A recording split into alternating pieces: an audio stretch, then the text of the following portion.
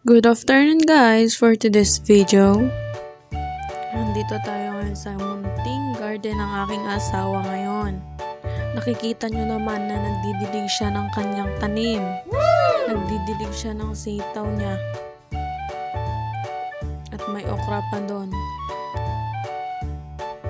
Nilalaro niya pang tubig eh. Let's go! Let's see ulit. Dinidiligan niya ang mga okra.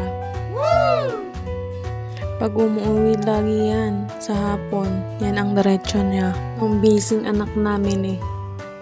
Nanonood lang, walang pakialam. Let's go! Tuloy pa din ang buhay. Nagdidilig pa din ang aking asawa.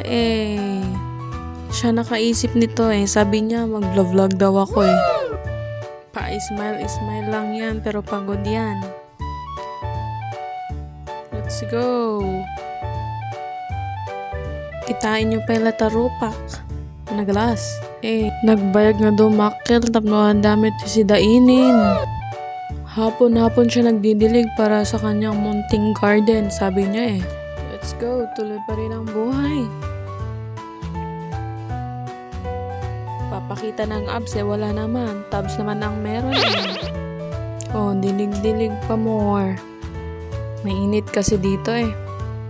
May kapitbahay kaming may baby. Thank you for watching!